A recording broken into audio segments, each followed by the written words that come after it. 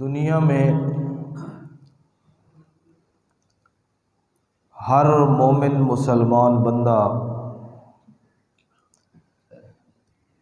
اس بات کا دعوے دار ہوتا ہے کہ مجھے اللہ رب العزت سے محبت ہے،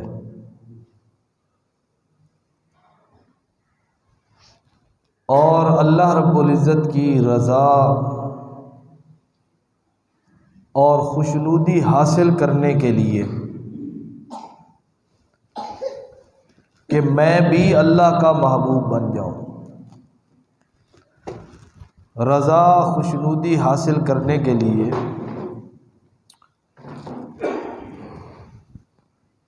اللہ رب العزت کی اطاعت، فرما برداری، نیکیاں، بھلائی کے کام کرتا رہتا ہے کہ اللہ سے محبت کا دعویٰ بھی سچا ہو جائے، اور جب اللہ سے محبت کا دعویٰ سچا ہو جائے گا تو وہ بندہ بھی اللہ کا محبوب بن جائے گا۔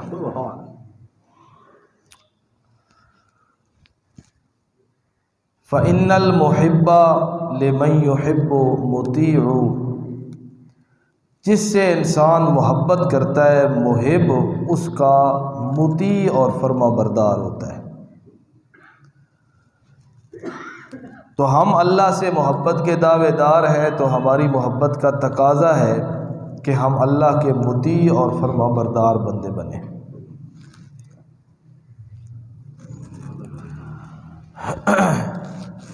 جو آیت کریمہ میں نے آپ کے سامنے پڑھی، اس میں اللہ رب العزت نے دو قسم کی جماعتوں کا تذکرہ کیا ہے کہ دنیا جہان کے سارے لوگ اللہ کی محبت کے دعوے دار ہیں، اور اللہ رب العزت ان دو جماعتوں سے خود محبت کرتے ہیں۔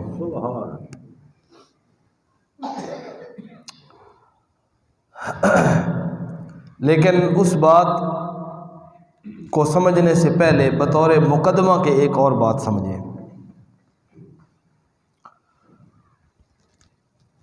دنیا میں دو مذہب، یہودی اور عیسائی، یہ ایسے گزرے ہیں اسلام سے پہلے جن کی اس جہان کے اندر بڑی شہرت تھی، جن مذاہب کو اللہ رب العزت نے اپنے زمانہ کے اندر بڑی قبولیت عطا کی تھی۔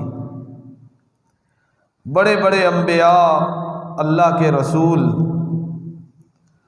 جنہوں نے تورات، زبور، انجیل کی دعوت اور اس کی تبلیغ کے اندر اپنی زندگیاں لگائیں، وہ چلے گئے۔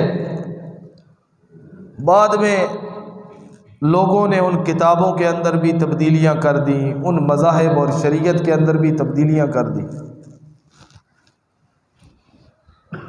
لیکن ان تمام باتوں کے باوجود وہ اپنے آپ کو انبیاء کرام علیہ الصلوۃ والسلام کا جانشین اور ان کی اولاد میں سے ہونے والا سمجھ کر اپنے بارے میں لوگوں کو یہ بتلایا کرتے تھے کہ ہم اللہ کے محبوب ہیں، ہم اللہ کے کیا ہیں؟ محبوب ہیں۔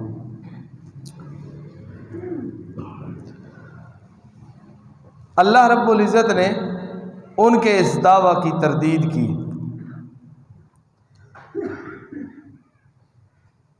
کہ میرا محبوب اور میرا مقرب اور میرا پیارا وہ نہیں ہے جو خود دعوے دار ہے کہ میں اللہ کا محبوب بن گیا۔ میرا محبوب اور میرا مقرب وہ ہے جس کے بارے میں اللہ خود فرما دوں وہ میرا محبوب ہوتا ہے۔ اب قرآن مجید کا ایک حوالہ دیکھیں۔ اعوذ باللہ من الشیطان الرجیم، بسم اللہ الرحمن الرحیم، وقالت الیہود والنصارى نحن ابناء اللہ واحباؤہ۔ یہ میرے سامنے چھٹا پارہ، سورت کا نام سورۃ المائدہ۔ اللہ رب العزت فرماتے ہیں وقالت الیہود والنصارى، یہودیوں نے بھی یہ اعلان کیا، عیسائیوں نے بھی یہ اعلان کیا، نحن ابناء اللہ، ہم سب اللہ کی اولاد ہیں، وَأَحِبَّاؤُهُ، جس طرح اولاد اپنے والدین کو محبوب ہوتی ہے، پیاری ہوتی ہے، اسی طرح وَأَحِبَّاؤُهُ، ہم اللہ کے بیٹے ہونے کے ساتھ ساتھ اللہ کے محبوب ہیں۔ ہم اللہ کے کیا ہیں؟ محبوب ہیں۔ اللہ رب العزت نے ان کے اس دعوے کی تردید کرتے ہوئے فرمایا قل، اے میرے پاک پیغمبر ان کو جواب دے دیجئے، اللہ رب العزت کی ذات بیٹوں سے بھی پاک ہے، بیٹیوں سے بھی پاک ہے۔ یہ میرے سامنے اللہ کا قرآن، اللہ رب العزت فرماتے ہیں کہ اللہ رب العزت فرماتے ہیں انما اللہ الہ واحد سبحانہ ان یکون لہ ولد۔ اے میرے پیغمبر اعلان کر کے لوگوں کو بتلا دیجئے انما اللہ الہ واحد، بے شک اللہ الہ ایک ہے، سبحانہ ان یکون لہ ولد، اور اللہ رب العزت اس بات سے پاک ہے کہ اس کی اولاد ہو، وہ اولاد سے بھی پاک ہے، بیٹوں سے بھی پاک ہے، بیٹیوں سے بھی پاک ہے۔ یہ میرے سامنے ساتواں پارہ، اللہ رب العزت فرماتے ہیں کہ انا یکون لہ ولد ولم تکن لہ صاحبہ۔ سورت کا نام سورۃ الانعام ہے، بالکل آخری صفحہ 7ویں پارے کا۔ اللہ فرماتے ہیں کہ اللہ رب العزت کا اولاد اور اللہ رب العزت کے بیٹے اور بیٹیاں کیسے ہو سکتی ہیں؟ وَلَمْ تَكُنْ لَهُ صَاحِبَةٌ، وہ اللہ تو بیوی سے بھی پاک ہے، اس کی تو کوئی بیوی نہیں ہے، نہ اس کی بیوی، نہ اس کا خاندان، نہ وہ خود کسی سے بنا ہوا، نہ اس سے آگے کوئی بنا ہوا۔ اس اللہ کی شان یہ ہے۔ یہ میرے سامنے 30واں پارہ، اللہ رب العزت فرماتے ہیں اے میرے پیغمبر اعلان کر کے لوگوں کو بتلا دیجئے، جو لوگ دعوے دار ہیں کہ ہم اللہ کے بیٹے ہیں، اللہ کے محبوب ہیں، ان کو بتلا دیجئے ہمارے اللہ کی شان اور مقام کیا ہے۔ قل هو اللہ احد اللہ الصمد لم یلد ولم یولد ولم یکن لہ کفوا احد۔ اے میرے پیغمبر بتلا دیجئے وہ اللہ اکیلا ہے، بے نیاز ہے، نہ کسی سے پیدا ہوا، نہ اس سے کوئی پیدا ہوا، کوئی اس کا ہمسر اور ثانی نہیں ہے۔ لہٰذا یہودی اور عیسائی جو دعویٰ کر رہے ہیں ان کا وہ دعویٰ جھوٹا ہے۔ ان کو بتلا دیجئے کہ تم یہ کیسے کہہ رہے ہو کہ ہم اللہ کے بیٹے ہیں، ہم اللہ کے محبوب ہیں۔ اے میرے پاک پیغمبر بتلا دیجئے قل فَلِمَ يُعَذِّبُكُم بِذُنُوبِكُم۔ پہلی بات تو یہ ہے اللہ اولاد سے پاک ہے۔ دوسرا دعویٰ کہ ہم اللہ کے محبوب ہیں۔ اللہ فرماتے ہیں ان سے پوچھئے فَلِمَ يُعَذِّبُكُم بِذُنُوبِكُم، اگر تم اللہ کے محبوب ہو تو اللہ تمہیں گناہوں کی وجہ سے عذاب کے اندر کیوں پکڑتا رہا؟ تو جس کے اوپر اللہ کا عذاب آ جائے، جو گناہ کرنے کی وجہ سے اللہ کے دربار میں مجرم بن جائے، وہ اللہ کا محبوب نہیں ہوا کرتا، وہ اللہ کا محبوب نہیں ہوا کرتا۔ اے پروردگار بتلائیے تیرا محبوب کون ہے؟ یہ میرے سامنے دوسرا پارہ، سورت کا نام سورۃ البقرہ۔ اللہ فرماتے ہیں ان اللہ یحب التوابین ویحب المتطہرین۔ اللہ فرماتے ہیں میں دو قسم کے لوگوں سے محبت کرتا ہوں۔ پہلی قسم التوابین، جو بار بار اللہ کے سامنے توبہ کرنے والے لوگ ہیں۔ پہلی قسم جو اللہ کے سامنے اللہ کے دربار میں بار بار کیا کرنے والے ہیں؟ توبہ کرنے والے ہیں۔ اور دوسری قسم اللہ فرماتے ہیں وَيُحِبُّ الْمُتَطَّهِرِينَ، جو پاکیزہ رہنے والے، جو صاف ستھرے رہنے والے، جو پاک بن کے رہنے والے لوگ ہیں۔ توبہ کرنے والے بھی اللہ کے محبوب اور پاک صاف رہنے والے بھی اللہ کے محبوب ہیں۔ اللہ کے کیا ہیں؟ محبوب۔ ایک توبہ کرنے والے اور دوسرے پاک صاف رہنے۔ توبہ تو آپ کو پتہ ہے، اللہ کے سامنے رو پڑنا، رونا، آنسو بہانا، آئندہ گناہ کے نہ کرنے کا پکا ارادہ کر لینا، دل سے شرمندہ ہو جانا، اس کا نام توبہ ہے۔ اب دوسری بات تھوڑی سی سمجھنی ہے، المتطہرین، پاک باز بندے اللہ کو پسند ہے۔ ہمارے ذہن میں پاکیزگی کی ایک ہی قسم ہے کہ بندے کا جسم پاک ہو، یہ بھی پاکیزگی ہے کہ بندے کا لباس پاک ہو، پاکیزگی ہے انسان کے لیے۔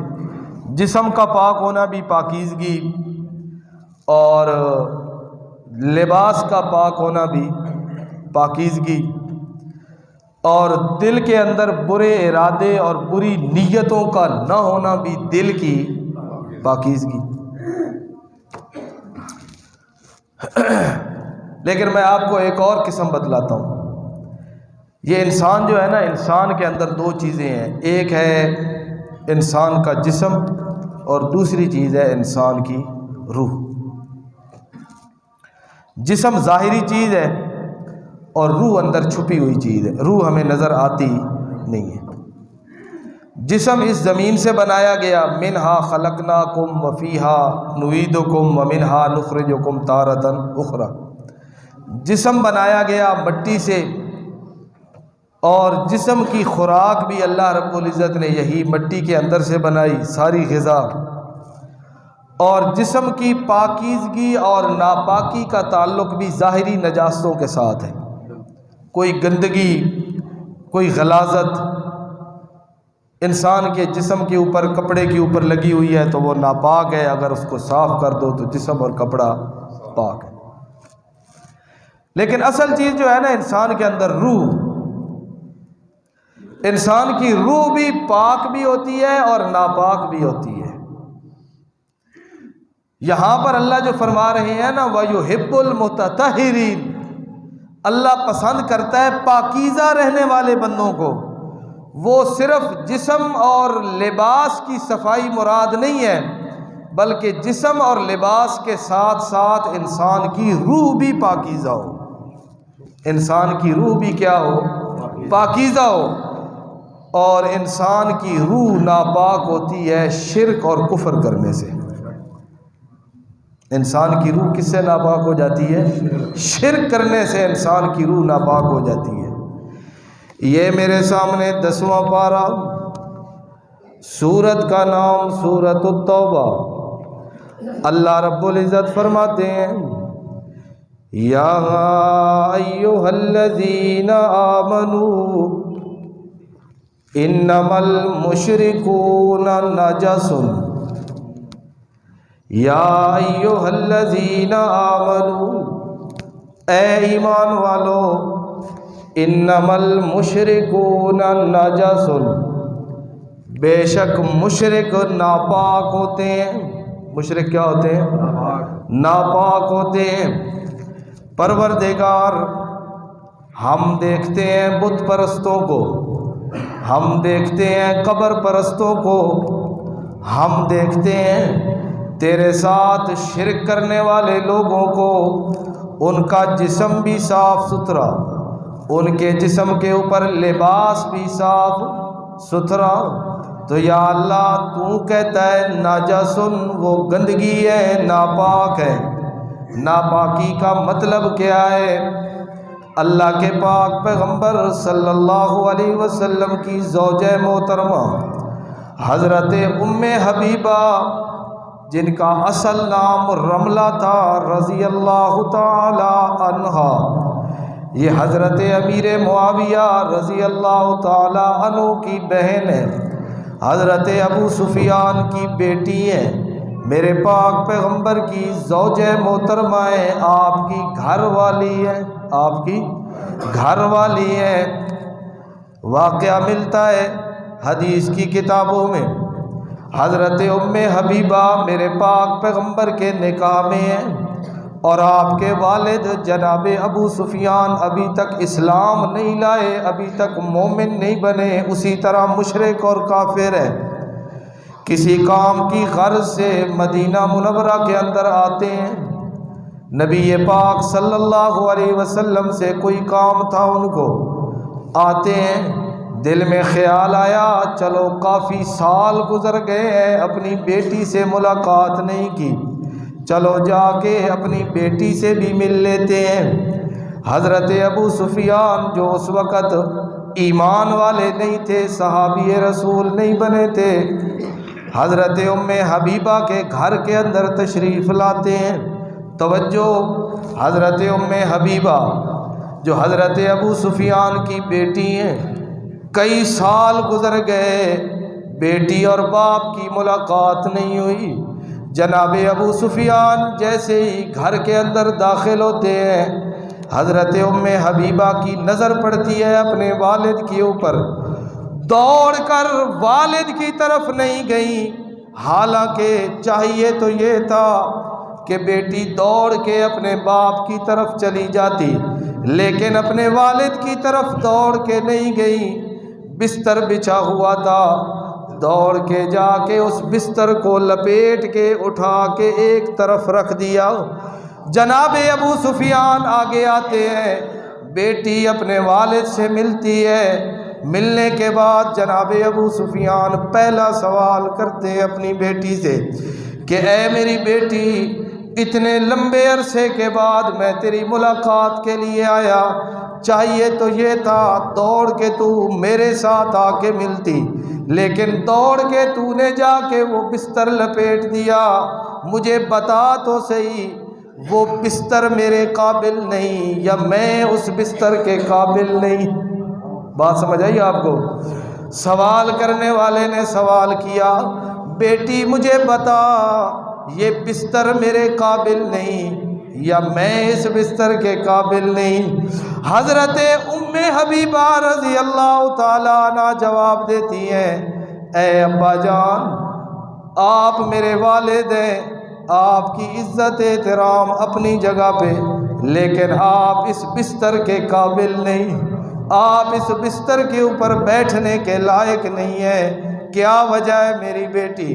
حضرت ام حبیبہ کہتی ہیں، اے میرے ابا جان، ھذا فراش رسول اللہ، یہ اللہ کے پاک پیغمبر کا بستر ہے، وَإِنَّكَ لَمُشْرِكٌ نَجَسٌ، اے ابا جان آپ مشرک بھی ہیں، ناپاک بھی ہیں، آپ مشرک بھی ہیں اور ناپاک بھی ہیں۔ حالانکہ حضرت جناب ابو سفیان کے جسم کے اوپر کوئی نجاست، کوئی گندگی تو کوئی نہیں لگی ہوئی تھی، لیکن کیا تھا؟ ان کی روح ناپاک تھی، ان کے عقیدے کے اندر شرک کی آلودگی تھی، ان کے عقیدے کے اندر شرک والی گندگی تھی۔ تو حضرت ام حبیبہ نے مسئلہ حل کر دیا کہ مشرک جو ناپاک ہے اس کی ناپاکی جسمانی نہیں، اس کی ناپاکی عقیدے کی اور روحانی ناپاکی ہوتی ہے۔ تو اللہ فرماتے ہیں ان اللہ یحب التوابین ویحب المتطہرین، بے شک اللہ پسند کرتا ہے، اللہ کو محبوب ہے وہ بندے جو توبہ کرنے والے، اور اللہ کو وہ بندے بھی محبوب ہیں المتطہرین، جو پاکیزہ لوگ ہیں، جو کیا ہے؟ پاکیزہ لوگ ہیں۔